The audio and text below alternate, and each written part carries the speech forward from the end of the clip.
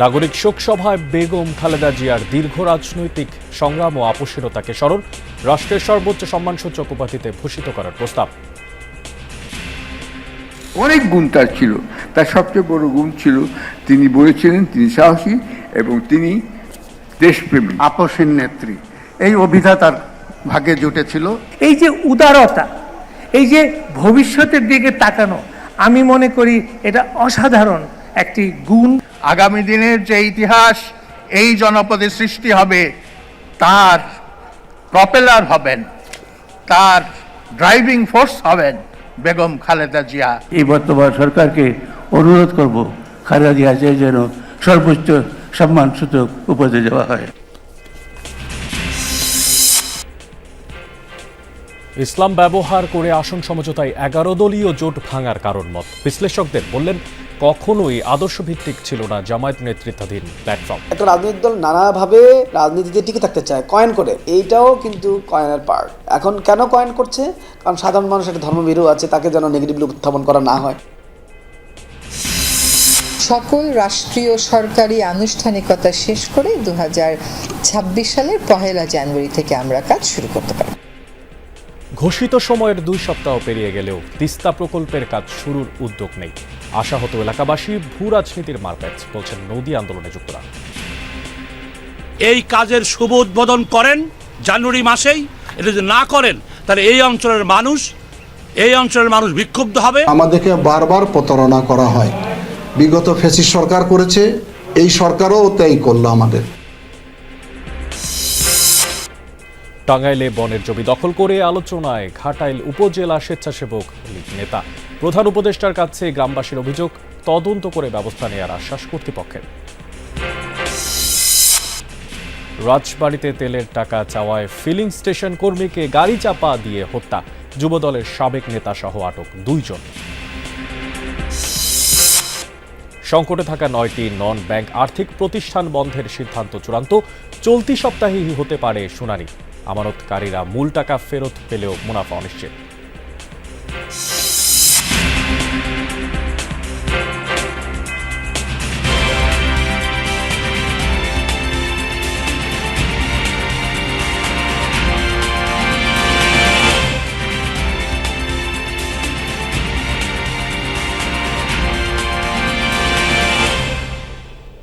আমন্ত্রণ যমুনা নিউজে, আপনাদের সাথে আছি আমি মশিউর অনিক। এতক্ষণ শুনছিলেন শিরোনাম। বর্তমান অসহিষ্ণু সময়ে তাকে অনুসরণ করা খুব জরুরি, যিনি তার গোটা জীবন সংযম আর আত্মমর্যাদায় অটল ছিলেন। দেশের জন্য, মানুষের জন্য আমৃত্যু লড়াই করেছেন। বলছি সাবেক প্রধানমন্ত্রী বেগম খালেদা জিয়ার কথা। সংসদ ভবনের দক্ষিণ প্লাজায় খালেদা জিয়ার স্মরণে আয়োজিত নাগরিক শোক সভায় এভাবে শ্রদ্ধা জানালেন সর্বস্তরের মানুষ। নাগরিক সমাজের প্রত্যাশা, খালেদা জিয়ার গণতান্ত্রিক আদর্শ ধারণ করবে বিএনপি। প্রস্তাব আসে বেগম খালেদা জিয়াকে সর্বোচ্চ সম্মানসূচক উপাধিতে ভূষিত করার। সাইফুদ্দিন রবিন জানাবেন বিস্তারিত। চালের ক্ষেত্রে, ধানের ক্ষেত্রে যে স্বয়ং সম্পূর্ণ। গধূলির আলোয় কেমন জলজ্বলে জাতীয় সংসদ ভবনের দক্ষিণ প্লাজা, যেখানে ছোট গল্পের মতো শেষ হয়েও রেশ থেকে যাওয়া এক উজ্জ্বল জীবনকে স্মরণ করছে দেশের নাগরিক সমাজ। Seen all these fears, regional, understandably, her focus was sunk. 30 December মহাপ্রয়াণ ঘটেছিল সাবেক প্রধানমন্ত্রী বেগম খালেদা জিয়ার। মৃত্যুর 17 দিন পর ঐশ্বর্যময়ী এই মহাপ্রাণের কর্মময় রাজনৈতিক জীবনের নানামুখী বর্ণনা উঠে আসলো পেশাজীবীদের কাছ থেকে। একজন রাজনীতিকের গোটা জীবন অরাজনৈতিক সর্বজনের মূল্যায়নে ধরা দিল। স্ত্রী, সন্তান ও পরিবারের অন্য সদস্যদের নিয়ে মায়ের বর্ণাঢ্য সত্য বাস্তব যাত্রার কথা শুনলেন খালেদা জিয়ার ছেলে, বিএনপি চেয়ারম্যান তারেক রহমান। বেগম খালেদা জিয়ার যদি জীবনটা দেখেন, এটা পুরোটাই স্যাক্রিফাইস। কি করে বেগম খালেদা জিয়া উন্নয়ন আর উৎপাদনের রাজনীতিকে গুরুত্ব দিয়েছিলেন তাই উঠে আসে বক্তব্যে। অনেক গুণ তার ছিল, তার সবচেয়ে বড় গুণ ছিল তিনি বলেছিলেন তিনি সাহসী এবং তিনি দেশপ্রেমী, দেশকে তিনি ভালোবাসেন। উনি কিন্তু ইজিলি বলতে পারতেন যে আমি প্রতিশোধ চাই না, কিন্তু আমি ন্যায় বিচার চাই আমার বিরুদ্ধে যা করা হয়েছে, এটাও উনি বললেন না। এই যে উদারতা, এই যে ভবিষ্যতের দিকে তাকানো, আমি মনে করি এটা অসাধারণ একটি গুণ। বেগম খালেদা জিয়ার গণতান্ত্রিক আদর্শে পরিচালিত হবে। আপনারা এমন কিছু করবেন না যাতে সেই দিনের জামায়াত হওয়ার লক্ষ লক্ষ মানুষ দীর্ঘ নিঃশ্বাস ছেড়ে বলেন যে তিনি মরে বেঁচে গেছেন। বাংলাদেশে একটি অবাধ ও সুষ্ঠু নির্বাচনের মধ্য দিয়ে নির্বাচিত প্রথম প্রধানমন্ত্রী, আমরা কেন তাকে প্রথম নারী প্রধানমন্ত্রী বলতে চাই? অপরাজেয় খালেদা শিরোনামে এই নাগরিক শোক সভায় শিক্ষক, বুদ্ধিজীবী, ব্যবসায়ী আর কূটনীতিক প্রত্যেকেই দেশ ও জনগণের প্রতি প্রতিশ্রুতিশীল খালেদা জিয়াকে তুলে ধরেন। পাহাড় থেকে সমতল কিংবা কৃষি থেকে ঔষধ শিল্পে খালেদা জিয়ার বিচক্ষণ নেতৃত্ব আর পরিকল্পনা উঠে আসে বক্তাদের অভিজ্ঞতায়। বেগম জিয়াই দিয়েছিলেন যখন তিনি সরকার প্রধান ছিলেন, প্রথমবারের মতো সেই গ্রামের কারবারির সম্মানী ভাতা দিয়ে তার পদকে স্বীকৃতি দেওয়া। Begum Zia knew how to listen to the technical advices of his technical advisors. She used to give questions not for the rhetorical sense.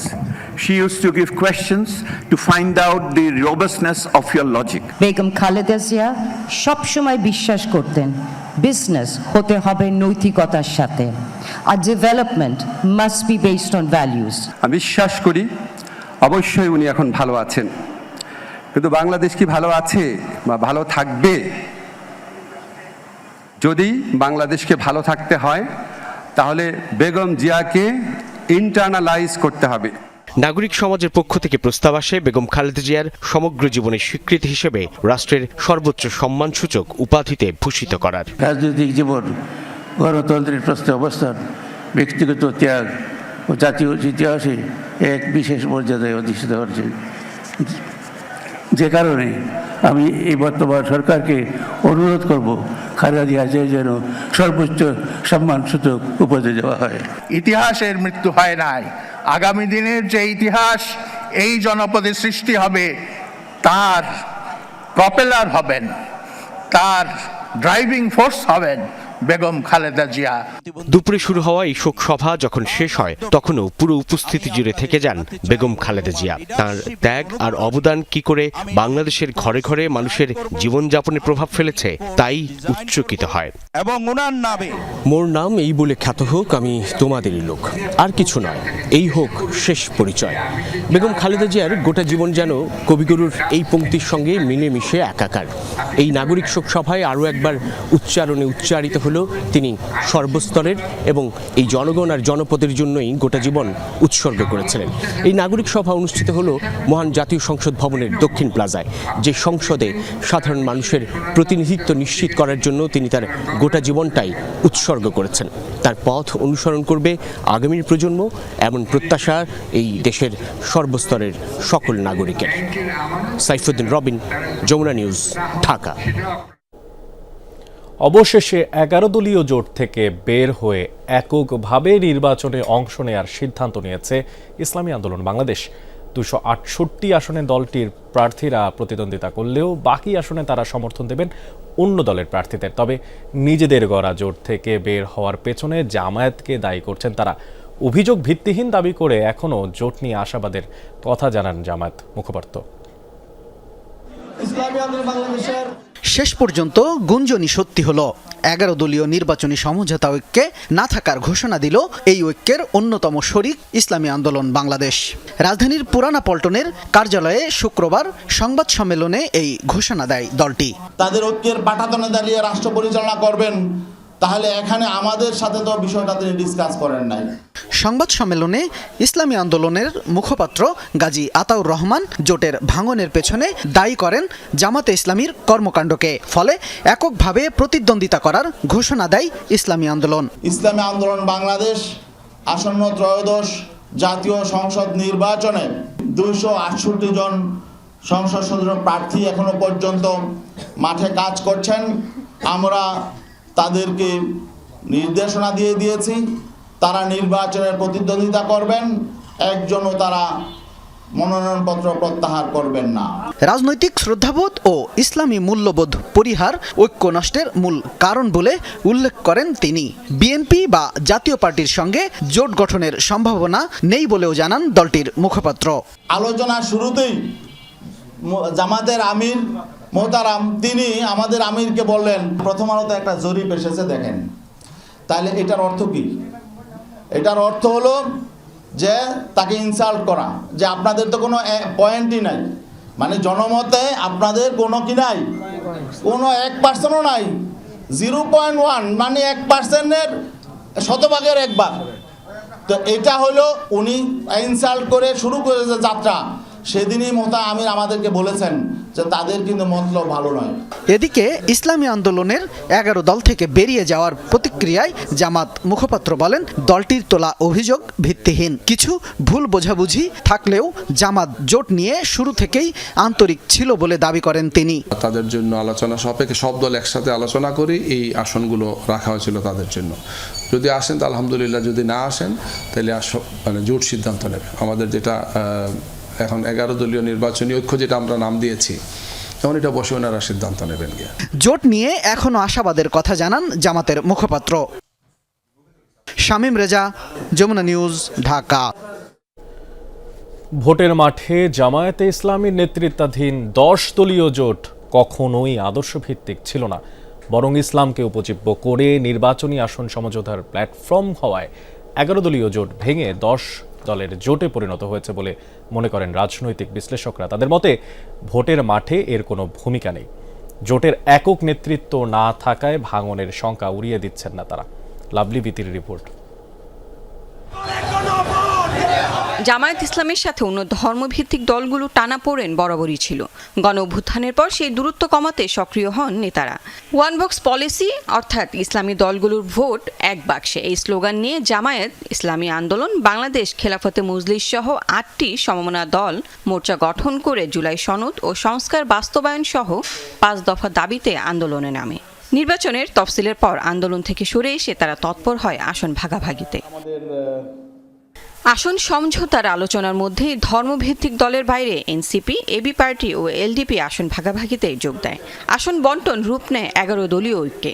এই 3টি দলকে অন্তর্ভুক্ত করায় ইসলামী আন্দোলন বাংলাদেশ একমত হয়নি। এতে আসন ভাগাভাগিতেও প্রভাব পড়ে। জোটের অন্যতম প্রধান দল ইসলামী আন্দোলন বাংলাদেশ 100 আসন থেকে 50-এ নামলেও জামায়াতের সাথে আপোষ রফা হয়নি শেষ পর্যন্ত। কে প্রধানমন্ত্রী হবে, কে স্বরাষ্ট্রমন্ত্রী হবে, যদি তারা সরকার গঠন করেন, কে কটা আসন পাবে, এই জায়গা তাদের একটা উইন উইন সিচুয়েশন আছে। এরই জেরে জোট বর্জন করে চরমনাই পীরের দল। ইসলাম পন্থার কথা বলে যে জোট গঠন হয়েছিল, আদতে সেটি ক্ষমতায় যাওয়ার মাধ্যম ছিল কিনা সেই প্রশ্ন তুলেছেন এই বিশ্লেষক। একটা রাজনৈতিক দল নানাভাবে রাজনীতিতে টিকে থাকতে চায় কয়েন করে, এইটাও কিন্তু কয়েনের পার্ট। এখন কেন কয়েন করছে? কারণ সাধারণ মানুষ একটা ধর্মভীরু আছে, তাকে যেন নেগেটিভলি উত্থাপন করা না হয়, সেই জায়গাতে এটা করে। বিশ্লেষকদের মতে নির্বাচনের মাঠে জামায়াত ছাড়া অন্য দলগুলোর প্রভাব নেই ঠিকই, কিন্তু ঐক্যবদ্ধ থাকলে কোনো একটি দল স্বেচ্ছাচারী হয়ে উঠবে না। জোটে ভাঙন হতে থাকলে জনমনে আস্থাহীনতা বাড়বে। এক দল বা এক মোর্চা শক্তিশালী না হয়ে এটি অবশ্যই একটি বাইনারি, একটি রাজনৈতিক প্রতিপক্ষ থাকা দরকার। হয় দুটি দলই শক্তিশালী হোক, অথবা দুটি জোট হলে দুটি জোটে যেন মানে একটা নেক টু নেক কথা বলতে পারে, তাহলে পরে সংসদটা ভালো থাকবে এবং গণতন্ত্র কেউ ফেসিস্ট হয়ে উঠবে না। এটি হচ্ছে আমাদের প্রত্যাশা। এই 10 দলীয় জোট যদি ঐক্যবদ্ধ থাকতে পারেন লম্বা সময়, তাহলে তারা ফ্যাক্টর হতে পারবে। আর তারা যদি এই 2 দিন পর পরে ভাঙতে থাকে, তাহলে তো স্বাভাবিকভাবেই তারা দুর্বল হয়ে যাবে এবং মানুষের কাছে আস্থা হারিয়ে ফেলবে। সেই সংখ্যা কি আছে? অবশ্যই আছে। এখন সংবিধান যেভাবে পুনর্লিখন হচ্ছে, তার ফলে তো প্রচুর সুবিধা বিরোধী দলের কাছে যাবে। তো তখন এই বিরোধী দলের সুবিধা কে কোনটা নিবে, কোনটা নিবে না, ভাগাভাগি কামড়াকামড়ি হবে। আর যাদের ক্ষমতার চর্চার আগের অভিজ্ঞতা কম, নতুন করে তারা ক্ষমতা চর্চা করতে চায়, তাদের আরও বেশি। নির্বাচন কমিশনের তফসিল অনুযায়ী প্রার্থিতা প্রত্যাহারের শেষ দিন 20 জানুয়ারি। এর আগে সব দল ও জোটকে তাদের আসন সমঝোতার প্রক্রিয়া শেষ করতে হবে। যে অবিশ্বাস ফাটল তৈরি হয়েছে, জোট টিকে গেলেও সেই ঐক্যে আস্থা কতটা থাকবে সন্দেহ বিশ্লেষকদের। লাভলি বিথি, যমুনা নিউজ, ঢাকা। মিরপুর বেনারসি পল্লী এলাকায় সিটি কর্পোরেশন মার্কেটের পরিত্যক্ত ভবন থেকে মোহাম্মদ শরীফ আহমেদ সুমন নামে এক ব্যক্তির মরদেহ উদ্ধার করা হয়েছে। পরিবার বলছে নিহত সুমন 5 দিন ধরে নিখোঁজ ছিলেন। পুলিশের ধারণা এটি হত্যাকাণ্ড। এলাকাবাসী বলছে ভবনটিতে প্রায়ই ঘটে এই ধরনের ঘটনা।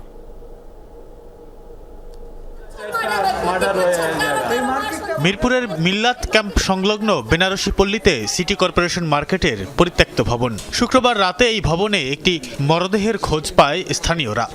এসে দেখলাম এখানে একটা লাশ পড়ে আছে। যখন দেখলাম হ্যাঁ মানুষের লাশ, তখন আমি 999-এ ফোন দিয়েছি। ফোন দেওয়ার পরে পুলিশ এসেছে। পুলিশ আসার পর আবার সেনাবাহিনীর অপেক্ষা করা হয়েছে। সেনাবাহিনী আসলো, তখন যৌথভাবে টিম ভিতরে ঢুকে সার্চিং মার্চিং করলো, দেখলো যে একটা মানুষেরই লাশ। ঘটনাস্থলে আসে পুলিশ, ক্রাইম সিন ইউনিট, সেনাবাহিনী ও নিখোঁজ আছে এমন ব্যক্তিদের কয়েকটি পরিবার। তাদের মধ্য থেকে একটি পরিবার সুমনের মরদেহ শনাক্ত করে। পরিবারের সদস্যরা জানায়, নিহত ব্যক্তির নাম মোহাম্মদ শরীফ আহমেদ সুমন। তিনি পেশায় একজন মোবাইল মেকানিক। গ্রামের বাড়ি বরিশালের মুলাদিতে হলেও দীর্ঘদিন বাস করছেন ঢাকায়। 5 দিন আগে বাসা থেকে বের হয়েছিলেন শরীফ, এরপর আর ফেরেননি। এ ব্যাপারে পল্লবী থানায় একটি সাধারণ ডায়েরিও করা হয়। লাঞ্চ করে বাসা থেকে বের হয়েছে, যে সে মার্কেটে মোবাইল মার্কেটে কাজ করে, কিন্তু রাত্র 11টায় বাসা ফিরে 10:30 থেকে 11টা, কিন্তু উনি অদ্যবধি ফিরে নেই। আমরা মোবাইলে কল দিছি, সারা রাত্র কল বেজেছে, কিন্তু উনি কল রিসিভ করেন নাই। 4:30টার সময় দেখছি মোবাইল অটোমেটিক বন্ধ হয়ে গেছে। আমরা পরে থানায় জিডি করছি। পুলিশ বলছে 2 থেকে 3 দিন ধরে মরদেহটি পড়েছিল। প্রাথমিকভাবে এটি হত্যাকাণ্ড বলে ধারণা তাদের। মৃত্যুর কারণ হিসেবে আমরা হত্যাকাণ্ড হিসেবেই ধরে নিব। গুলির করা কোনো আঘাতের চিহ্ন পরিলক্ষিত হয়নি। ডেড বডি সম্ভবত 2-3 দিন আগেকার হতে পারে। এটা ফরেনসিক রিপোর্টের প্রেক্ষিতে আমরা কনফার্ম হতে পারবো। তারপর আমাদের অবজারভেশন যেটা 2-3 দিন আগেকার হবে। এলাকাবাসী জানায়, এই পরিত্যক্ত ভবনটি মাদকের আখড়া হিসেবেই পরিচিত। প্রায়ই এখানে মরদেহ পাওয়া যায় বলে জানান তারা। প্রায় ঘটে, প্রায় বছরে ঘটে, 6 মাস পরে পরে ঘটে, ঘটতেই থাকে। এটা মনে করে আপনার লগে ঝগড়া আছে, ওই আদর এখানে লই আয় রাত্রে বেলা মাইরা দেয়, আমরা তো দেখি না। সাদেক হোসেন খোকা উনি অনেকটা নির্মাণ করে ফেলেছিলেন। যখন আবার তিনি ক্ষমতা হারান, তখন এটা আবার বন্ধ হয়ে যায়। মাঝখানে আবার আনিসুল হক এটাকে ধরেন, তিনি মারা যাওয়ার পর আবার এটা বন্ধ হয়ে যায়। তদন্ত করে পরবর্তী ব্যবস্থা গ্রহণ করা হবে বলে জানিয়েছে পল্লবী থানা পুলিশ। তানভীর সিদ্দিক, টিপু, যমুনা নিউজ, ঢাকা। পানি সম্পদ উপদেষ্টা ঘোষণা দিয়েছিলেন, চলতি বছরের 1 জানুয়ারি উদ্বোধন করা হবে তিস্তা প্রকল্পের কাজ। 16 দিন পেরিয়ে গেলেও সেই কাজ শুরুর কোনো উদ্যোগ নেই। চাতক পাখির মতো তাকিয়ে থাকা অববাহিকার মানুষের আশা এখন হতাশা আর মহাবিরক্তিতে রূপ নিয়েছে। ভূরাজনীতির মারপেচে বারবার আশাহত হতে হচ্ছে বলে মনে করেন নদী আন্দোলনে যুক্তরা। তিস্তা প্রকল্প বাস্তবায়ন না হওয়া পর্যন্ত আন্দোলন চালিয়ে যাওয়ার ঘোষণা দিয়েছেন তারা। শুষ্ক মৌসুমে উজানে একতরফা পানি প্রত্যাহার আর বর্ষায় পানি ছেড়ে দেওয়ার বলি তিস্তা পাড়ের বাংলাদেশ অংশের 2 কোটি মানুষ। কখনো ভাঙন বন্যায় নিঃস্ব হয় নদী পাড়ের বাসিন্দারা, আবার কখনো ধুধু বালু চড়ে ছড়ায় মরুর উত্তাপ। এমন অবস্থায় প্রাণ প্রকৃতি বাঁচাতে 54 বছর ধরে তিস্তার পানি বিজ্ঞানসম্মত শাসনের দাবিতে আন্দোলন চালিয়ে যাচ্ছে অববাহিকার মানুষ। 2 পারে হয়েছে অবস্থান, মানববন্ধন, নৌকা সমাবেশ, মশাল প্রজ্বলন, সভা, সেমিনার সহ নজিরবিহীন সব আন্দোলন। আগের সরকার প্রতিশ্রুতি দিলেও এগোয়নি তিস্তা মহাপরিকল্পনার কাজ। জুলাই অভ্যুত্থানের পর অন্তর্বর্তীকালীন সরকারের কাছেও গুরুত্ব পায় মহাপরিকল্পনা। গত বছর ঘোষণা আসে 2026 সালের 1 জানুয়ারিতে শুরু হবে প্রকল্পের কাজ। আমরা আশা করছি সকল রাষ্ট্রীয় সরকারি আনুষ্ঠানিকতা শেষ করে 2026 সালের 1 জানুয়ারি থেকে আমরা কাজ শুরু করতে পারি। পানি সম্পদ উপদেষ্টার এই ঘোষণায় স্বস্তি ফিরে আসে বঞ্চনার ক্ষত বয়ে বেড়ানো তিস্তা অববাহিকায়। কিন্তু ঘোষিত সময়ে কাজ শুরু না হওয়ায় তিস্তা পারে এখন ক্ষোভ আর হতাশা। কে দিবে কি দিবে না সেটা পরের কথা। আমাদের বাজেট থেকে আমরা শুরু করি, পরবর্তী সরকার এসে তার ডিসিশন নেবে, নাহলে আমরা আমাদের আন্দোলন চালিয়ে যাব। 1 জানুয়ারি তিস্তা মহাপরিকল্পনার কাজ শুরু হওয়ার ঘোষণা ছিল, সেটি না হওয়ার কারণে এই অঞ্চলের মানুষের মধ্যে একটা তীব্র হতাশা তৈরি হয়ে গেছে, একটা বিরক্তি তৈরি হয়ে গেছে। অন্তর্বর্তী সরকার এই কাজ শুরু করে দিয়ে গেলে বাকি সরকার এসে এই কাজের ধারাবাহিকতা বহন করতে বাধ্য থাকবে। নদী আন্দোলনে যুক্তরা বলছেন, তিস্তা মহাপরিকল্পনা নিয়ে সরকারে থাকা পক্ষগুলো আশ্বাস দিলেও ভূ রাজনীতির মারপ্যাচে বারবার তা পিছিয়ে যাচ্ছে। বর্তমান সরকারের আমলেই নিজস্ব অর্থায়নে কাজ শুরুর দাবি তাদের। চীন, ভারত, রাশিয়া বুঝি না, নিজের টাকায় এটি বাস্তবায়ন করতে হবে। আপনারা এই কাজের শুভ উদ্বোধন করেন জানুয়ারি মাসেই। এটা যদি না করেন তাহলে এই অঞ্চলের মানুষ বিক্ষুব্ধ হবে এবং নতুন করে বড় আন্দোলন তারা গড়ে তুলবে। আমাদেরকে বারবার প্রতারণা করা হয়, বিগত ফ্যাসিস্ট সরকার করেছে, এই সরকারও তাই করলো আমাদের। তিস্তা মহাপরিকল্পনার আন্দোলনে আমি এবং আমাদের জনগণকে নিয়ে যে ভূমিকাটা রেখেছি, আমার এই ভূমিকাটা আমি অব্যাহত রাখবো। এমন পরিস্থিতিতে রোববার রংপুর সফরে আসছেন চীনা রাষ্ট্রদূত ও পানি সম্পদ উপদেষ্টা সৈয়দা রিজওয়ানা হাসান। প্রোগ্রাম পাইছি, ওটা জেলা প্রশাসন ব্যবস্থা নিচ্ছে, ওনারা আসলে তারপরে আমরা বিস্তারিত আপনাদের জানাতে পারবো। 10 বছর মেয়াদী তিস্তা প্রকল্পের প্রস্তাবিত ব্যয় 12,000 কোটি টাকা। প্রথম ধাপে 9,115 কোটির মধ্যে 2,415 কোটি টাকা নিজস্ব অর্থায়নে করার কথা জানিয়েছিল বর্তমান সরকার। বাকি 6,700 কোটির ঋণের জন্য চীন সরকারের কাছে গত বছর প্রস্তাবনা দিলেও তার কোনো অগ্রগতি নেই, হয়নি প্রকল্পের কোনো সমীক্ষাও। সরকার মাঝারুল মান্নান, যমুনা নিউজ, রংপুর। টাঙ্গাইলের ঘাটাইলে স্থানীয়দের পাশাপাশি বন বিভাগের জমি দখল করে আলোচনায় উপজেলা স্বেচ্ছাসেবক লীগ নেতা এবং ঘাটাইল কেন্দ্রীয় সমবায় সমিতির সাবেক চেয়ারম্যান রুহুল আমিন। প্রধান উপদেষ্টার কাছে লিখিত অভিযোগ দিয়ে প্রশাসনের হস্তক্ষেপ চেয়েছেন গ্রামবাসী। বন কর্তৃপক্ষ বলছে সরজমিনে তদন্ত সাপেক্ষে প্রয়োজনীয় ব্যবস্থা গ্রহণ করবেন তারা। টাঙ্গাইলের ঘাটাইল উপজেলা স্থানীয় দিগডহর, খোদখান্দি ও চকতৈল এলাকায় রয়েছে বিভিন্ন গাছগাছালির বনায়ন। ছিল শতবর্ষী সড়ক, বিদ্যালয়, ফসলি আর খাস জমিও। আওয়ামী লীগের আমলে বনায়ন গড়ে তোলার কথা বলে 13 একর জমি লিজ নেন উপজেলা স্বেচ্ছাসেবক লীগের সাধারণ সম্পাদক রুহুল আমিন। তবে অভিযোগ উঠেছে ক্ষমতার প্রভাব খাটিয়ে পরবর্তীতে সাধারণ মানুষের কয়েক বিঘা জমি এবং শতবর্ষী সড়কের ওপর কলাবাগান গড়ে তোলেন তিনি। আশপাশে যেটুকু আবাদি জমি আছে সেখানে এখনো তার বাধায় চাষাবাদ করতে পারছে না অনেকে। আওয়ামী লীগের আমলে তারা কেমনে দেনি কাগজপাতি বানাইয়া এই জমিগুলা ওরা নিছে। জমি জমাগুনা নষ্ট হইতেছে, গাছ গাছছে, আর রাস্তা ছিল রাস্তা বন্ধ করে রাখছে। পাবলিকে নিচে পাবলিকে আবার করতাম, এখন এই যে কলা বাগান করছে, রাস্তা নষ্ট করে নিছে। এই জমিগুলা দেখেন কিরকম নষ্ট করছে, এনা ফসল মোটেই হইতেছে না। সম্প্রতি প্রধান উপদেষ্টা বরাবর লিখিতভাবে অভিযোগ করে বিষয়টি সমাধানের জন্য দৃষ্টি আকর্ষণ করেছেন স্থানীয় বাসিন্দারা। আওয়ামী লীগ সরকার ক্ষমতা থাকাকালীন এই জমিগুলা দুর্নীতি করে মনে হয় টাকা পয়সা দিয়া এগুলা নিচ্ছে, ভুয়া কাগজপাতি দিয়ে। আমাদের রেকর্ড পিন প্রস্তাব আছে, দলিল আছে। আমরা যদি বলি যে রাস্তাদের হেরা কয় তোমার জমিন সহ আমরা এই করে নেবেন, কোন বললে কার দাপটা এটা বললে তা আমরা বলতে পারি। কৃষি ক্ষেতের ফসলগুলা এই কলার বাগান লাগাইয়া ফসল নষ্ট করতেছে, প্লাস এই ফসলগুলো যে নিব পাবলিকেরা এই কৃষকেরা আবার ধামকিও দিতেছে। তবে অভিযুক্ত রুহুল আমিনের দাবি কারো ফসল নষ্ট করে নয়, বরং নিজ জমিতেই কলাবাগান করেছেন তিনি। রাস্তাটা আমি করছি আর ওটা আমার জন্যই, রাস্তাটা আমার উপকারে আসে। ওরা তো বছরে যারা একসাথে লাগা বলছে ওরা বছরে 2 বার যায়, এক ধান কাটবার যায়, ধান রোবার যায়। যদি কেউ বলতে পারে যে হ্যাঁ এরা প্রভাব খাটাইছে কোনোদিন বা এরা দুর্নীতির সাথে জড়িত, তাহলে সেটা আইন বিচার করবে। বন বিভাগ কর্তৃপক্ষ জানায় বিষয়টি নিয়ে আলোচনা চলছে, সরেজমিনে তদন্ত করে প্রয়োজনীয় ব্যবস্থা নেওয়া হবে। ধলাপাড়া রেঞ্জের যে কোনো জায়গায় এরকম যদি জবরদখলের কোনো তথ্য প্রমাণ থাকে, জায়গাটা যদি বনের হয়, সেই ক্ষেত্রে আমরা ধলাপাড়া রেঞ্জ তথা টাঙ্গাইল বন বিভাগ সেই জবরদখল উচ্ছেদ করে নতুন বনায়ন করবে। এলাকাবাসী জানায় দীর্ঘদিন ধরেই রাজনৈতিক ছত্রছায়ায় অব্যাহত আছে প্রভাবশালীদের জমি দখল, কিন্তু দেখার যেন কেউ নেই। সাইফ আহমেদ, যমুনা নিউজ। টাকা চাওয়ায় রাজবাড়ীতে ফিলিং স্টেশন কর্মীকে গাড়ি চাপা দিয়ে হত্যা করা হয়েছে। আর এই ঘটনায় জেলা যুবদলের সাবেক সভাপতি সহ 2 জনকে আটক করেছে পুলিশ।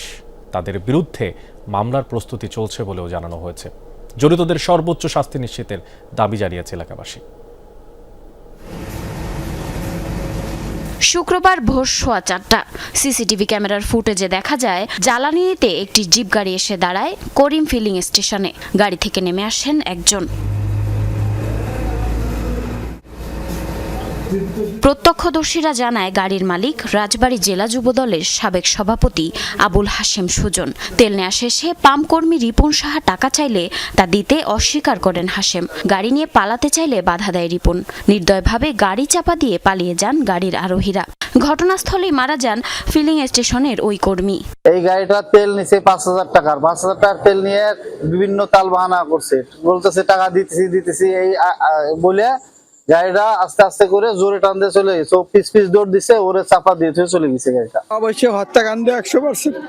আমার ছেলেরা অবৈধভাবে মেরে ফেলছে। ঘটনার পরপরই আটক করা হয় আবুল হাশেম সুজন ও তার গাড়ি চালককে। গাড়িটিও জব্দ করা হয়েছে। বনিবাহ এলাকা থেকে তাদের গ্রেপ্তার করি। আর এই ঘটনায় যে গাড়ি দিয়ে তারা চাপা দিয়েছিল সেই গাড়িকে আমরা উদ্ধার করে থানায় আমাদের হেফাজতে নেওয়া হয়। এ ঘটনায় জড়িতদের সর্বোচ্চ শাস্তি নিশ্চিতের দাবি জানিয়েছেন স্থানীয়রা। জারিন অর্নি, যমুনা নিউজ। আর্থিক সংকটে থাকা 9টি নন ব্যাংক আর্থিক প্রতিষ্ঠান বন্ধের সিদ্ধান্ত চূড়ান্ত করতে যাচ্ছে বাংলাদেশ ব্যাংক। অপসায়নের বিষয়ে শুনানি হতে পারে চলতি সপ্তাহে। এরপরই পর্ষদের অনুমোদন সাপেক্ষে অকার্যকর ঘোষণা করা হবে, বসানো হবে প্রশাসক। বন্ধের তালিকায় থাকা আর্থিক প্রতিষ্ঠানের আমানতকারীরা মূল টাকা ফেরত পেলেও মুনাফা পাওয়ার বিষয়টি এখনও রয়েছে অনিশ্চিত। যদিও বিশ্লেষকরা বলছেন মুনাফা পাওয়া আমানতকারীদের অধিকার, না দিলে চুক্তি ভঙ্গ হবে।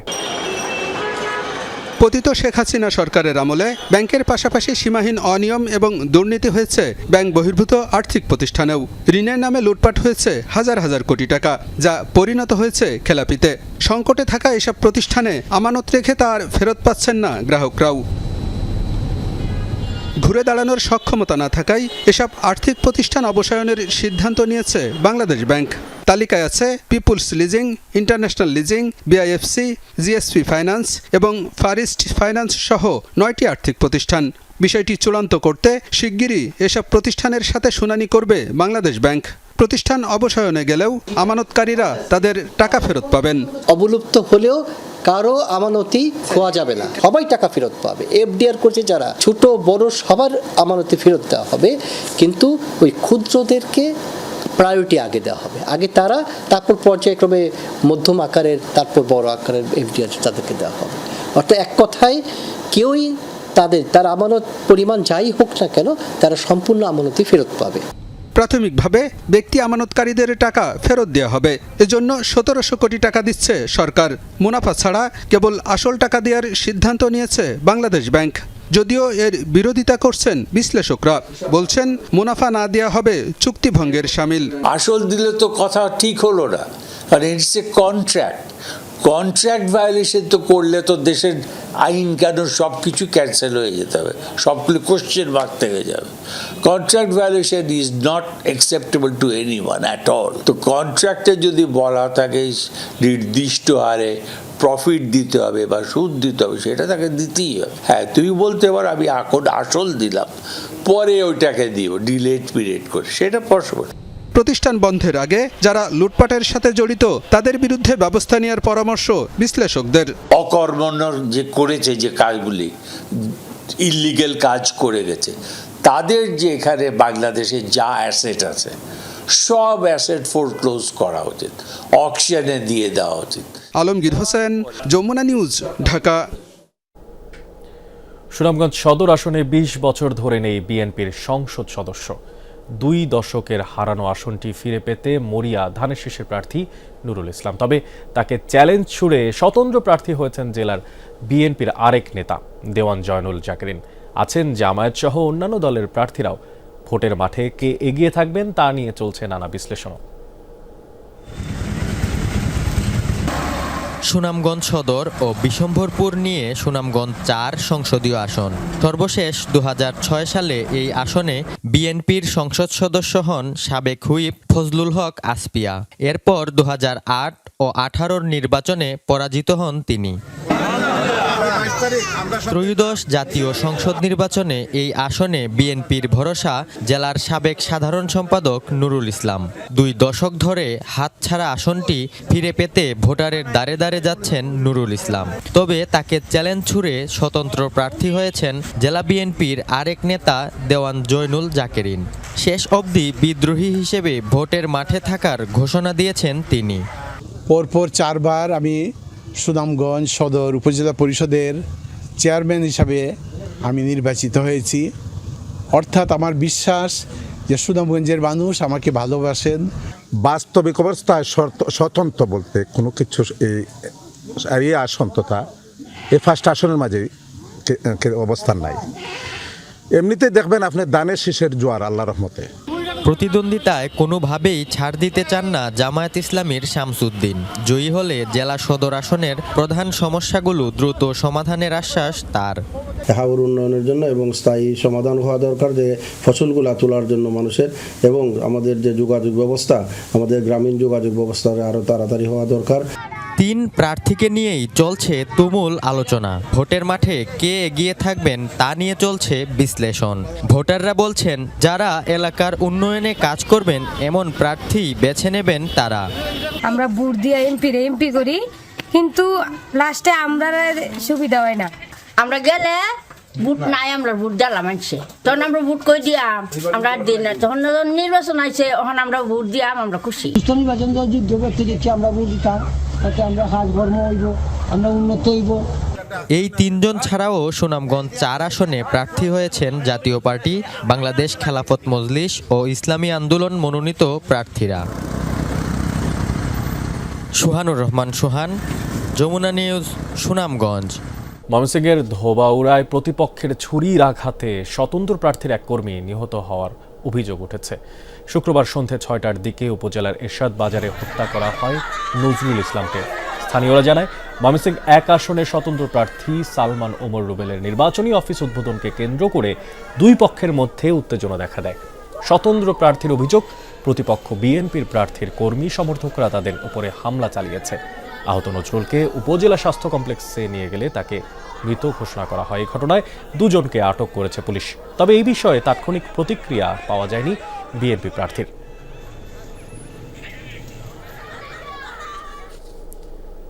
জাতীয় পরিচয়পত্র ও ব্যক্তিগত তথ্য বেহাত হওয়ায় প্রতারণার ফাঁদে পড়ে কারাভোগ করতে হলো কুড়িগ্রামের এক অসহায় বৃদ্ধকে। নানা প্রলোভনে পড়ে নিজ তথ্য দিয়ে দেন প্রতারক চক্রের হাতে। এরপর তার নামে খোলা হয় রিক্রুটিং এজেন্সি এবং ব্যাংক অ্যাকাউন্ট, যার কিছুই জানতেন না ষাটোর্ধ্ব আনসার আলী। এক ভুক্তভোগীর ওমরার টাকা প্রতারক চক্র লুটে নিলে মামলার পর বের হয়ে আসে মূল ঘটনা। ষাটোর্ধ্ব আনসার আলীর 5 সদস্যের পরিবার চলে কৃষিকাজ আর অটোরিকশার রোজগারে। 2016 সালে নদী ভাঙনে ভিটেমাটি হারিয়ে আশ্রয় নেয় ঢাকায়। 2019 সালে ঢাকার রাস্তায় অসুস্থ স্ত্রীর মাথায় 2 সন্তানের পানি ঢালার দৃশ্য ছড়িয়ে পড়ে সামাজিক মাধ্যমে। ভাইরাল হওয়া ছবির সুবাদে জেলা প্রশাসনের সহায়তায় ফিরে আসে কুড়িগ্রামে। সেই আলোচিত আনসার আলী এবার প্রতারণার ফাঁদে। 1 সপ্তাহ খাটতে হলো জেল। ঘটনার সূত্রপাত গত বছরের জানুয়ারিতে। প্রলোভন দেখিয়ে আনসার আলীর এনআইডি কার্ড ব্যবহার করে কুড়িগ্রাম পূবালী ব্যাংকে একটি অ্যাকাউন্ট খুলে প্রতারক চক্র। সেই অ্যাকাউন্ট ব্যবহার করে প্রতারকরা একটি ভুয়া রিক্রুটিং এজেন্সি প্রতিষ্ঠা করে। আনসার আলী এয়ার ইন্টারন্যাশনাল নামে ওই প্রতিষ্ঠান থেকে উমরাহর বিজ্ঞাপন দেওয়া হয় সামাজিক মাধ্যমে। অথচ কিছুই জানতে পারেনি অশিক্ষিত আনসার আলী। আব্দুল হাসান কেস দিয়ে আমাকে 7 দিন জেল খাটাইলি। জেল খাটার পরে আমরা ওই এক পুলিশে যে আমাকে যাবি না নাইলি আনিয়া, তখন আমি জানবার পাই যে আমরা পুপুলি ব্যাংকে বলে আমরা অ্যাকাউন্ট করছি। আমি অ্যাকাউন্ট জানিও না, করিও নাই। রাজবাড়ী জেলার শিক্ষক আবুল হাসান সেই বিজ্ঞাপনে বিশ্বাস করে 2,20,000 টাকা জমা দেন ব্যাংক অ্যাকাউন্টে। প্রতারক চক্র সেই টাকা তুলে নেয়। যথারীতি প্রতারণার বিষয়টি বুঝতে পেরে অ্যাকাউন্ট নাম্বারের বিপরীতে আনসার আলীর নামে মামলা করে প্রতারণার শিকার শিক্ষক। ওয়ারেন্ট জারি হলে গ্রেফতার হন আনসার।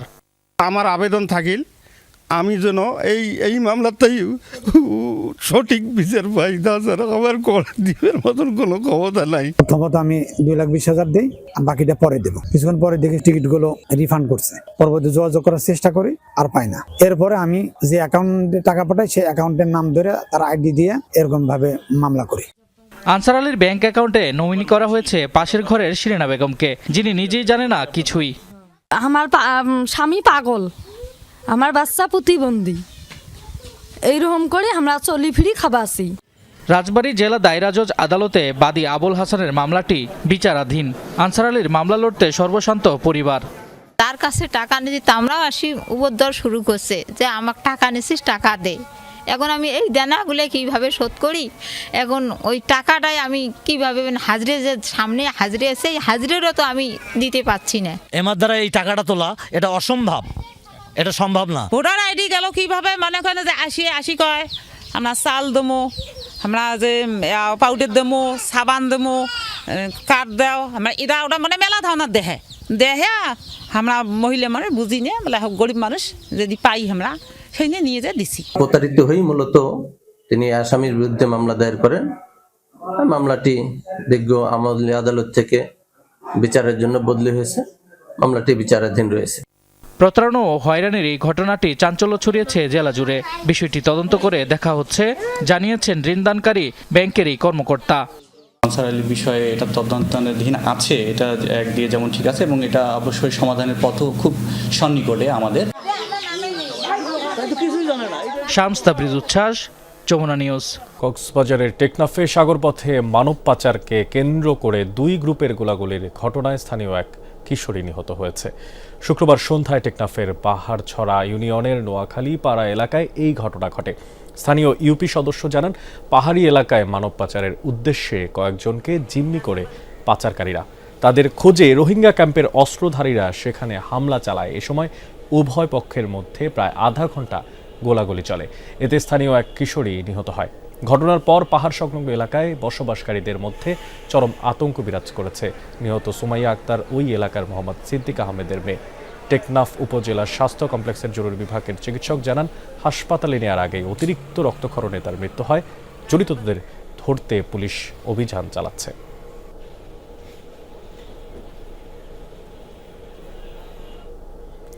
চট্টগ্রামে শীতের প্রকোপ কিছুটা কমে এলেও ঠান্ডাজনিত রোগে আক্রান্ত শিশুর সংখ্যা কমছে না।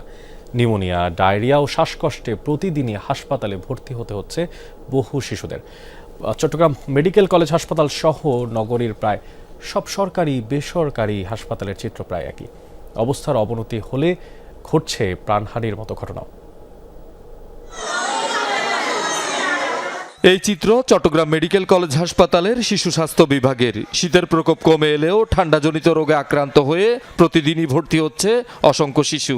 বিশেষ করে নিউমোনিয়া, ডায়রিয়া, বুকে কফ জমা, শ্বাসকষ্ট, খিঁচুনি, জ্বর ও সর্দিতে আক্রান্ত হয়ে হাসপাতালের বেডগুলো ভরে উঠছে শিশু রোগীতে।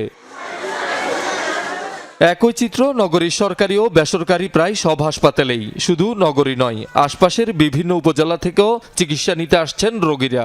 ভর্তি হওয়া বেশিরভাগ শিশুই নিউমোনিয়া ও ডায়রিয়ায় আক্রান্ত। ঠান্ডার কারণে শ্বাসকষ্টের সমস্যা হয়েছে, ঠান্ডা জ্বরে কাশির থেকে নিউমোনিয়া চলে আসছে। ঘুমের মধ্যে হঠাৎ প্রচুর জ্বর উঠছে, জ্বরের মধ্যে ওই খিচুনি চলে আসছে, খিচুনি চোখটি গুলে ফেলছে। 15 দিন আগে যে গেছি হসপিটাল থেকে, যে আবার ভর্তি করা লাগছে। আজকে আসছি, ভাবছি যে ভর্তি করাবো না, এখন বলছে ভর্তি আর কি। চট্টগ্রাম মেডিকেল কলেজ হাসপাতালের তথ্য মতে প্রতি মাসে শিশু স্বাস্থ্য বিভাগে ভর্তি হয় প্রায় 2000 শিশু। প্রতিদিন গড়ে ভর্তি হচ্ছে 60 জন। এর মধ্যে শুধু 20 জন শিশুই ভর্তি হয় নিউমোনিয়া আক্রান্ত হয়ে। শীতে শিশুদের স্বাস্থ্য সুরক্ষায় সচেতনতার উপর জোর দিচ্ছেন চিকিৎসকরা।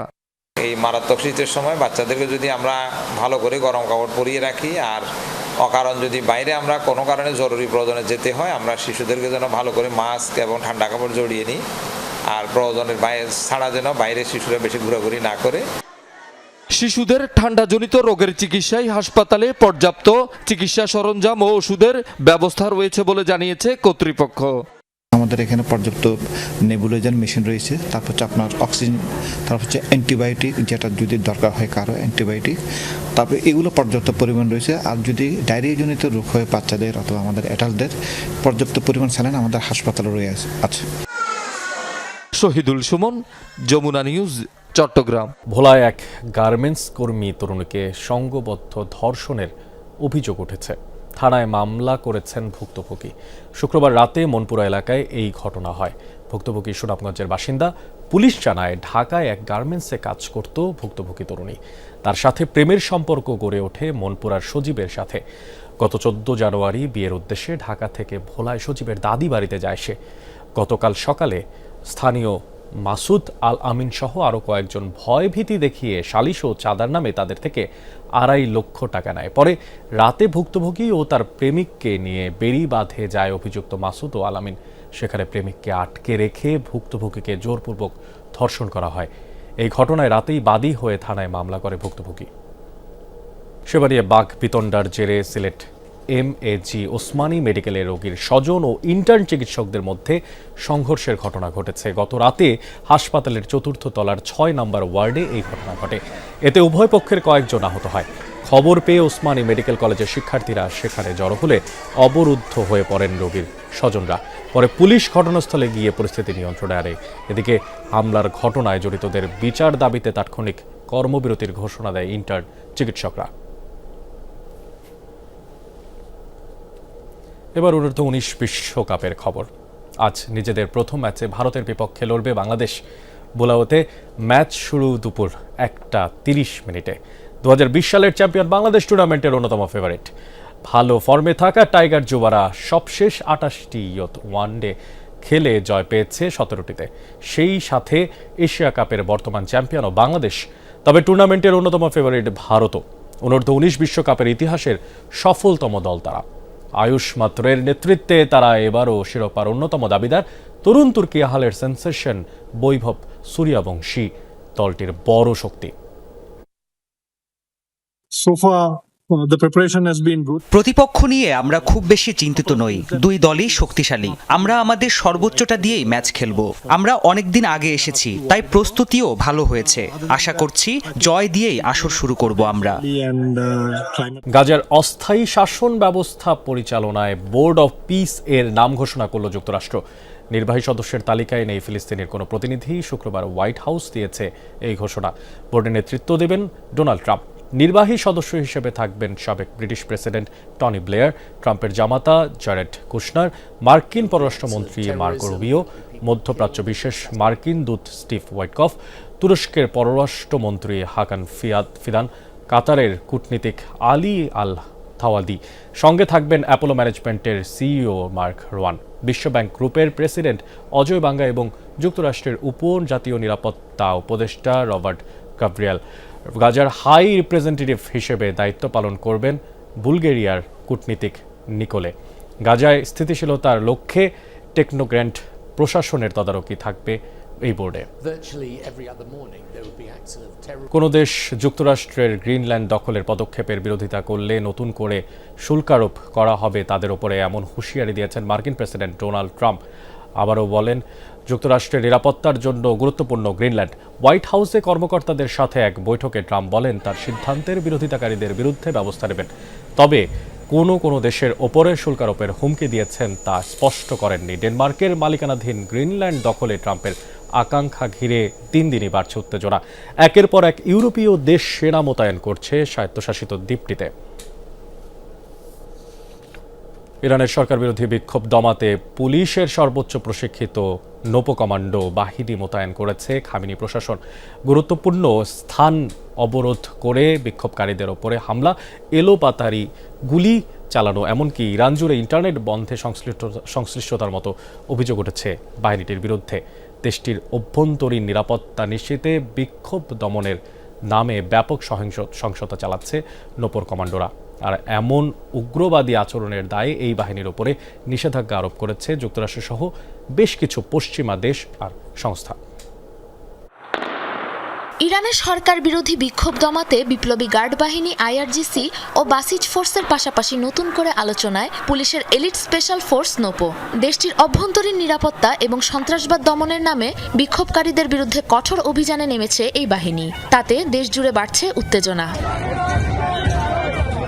ইরানের অন্যতম দক্ষ ও প্রশিক্ষিত কমান্ডো হিসাবে পরিচিত নোপো সদস্যরা স্থল, জল ও আকাশ 3 পথেই অভিযান চালানোর সক্ষমতা রয়েছে তাদের। খালি হাতে যুদ্ধ, ক্লোজ কমব্যাট বা স্পেশাল অপারেশন, সব ক্ষেত্রেই তারা সমান পারদর্শী। নোপোর সমর ভান্ডারে রয়েছে অত্যাধুনিক submachine gun, sniper, assault rifle, flashbang grenade এবং সাজোয়া যান।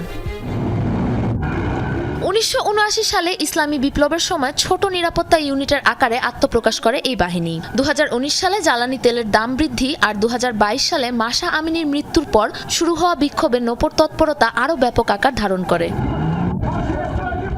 পুরোপুরি কালো পোশাকে মোটরবাইকে চেপে বিক্ষোভকারীদের ধাওয়া, গুরুত্বপূর্ণ সড়ক অবরোধ আর পরিকল্পিত ধরপাকড়ের অভিযোগ রয়েছে বাহিনীটির বিরুদ্ধে। রয়েছে বিক্ষোভকারীদের উপর এলোপাতাড়ি গুলি, সহিংসতা আর দেশব্যাপী ইন্টারনেট বন্ধে সম্পৃক্ততার মতো গুরুতর অভিযোগও। এই উগ্র আর দমনমূলক আচরণের কারণে যুক্তরাষ্ট্র, ইইউ সহ একাধিক পশ্চিমা দেশ আর সংস্থা নোপোর ওপর কঠোর নিষেধাজ্ঞা আরোপ করেছে। সাবরিনা নুসরাত, যমুনা নিউজ। এই ছিল যমুনা নিউজে। এতক্ষণ সাথে থাকার জন্য ধন্যবাদ সবাইকে।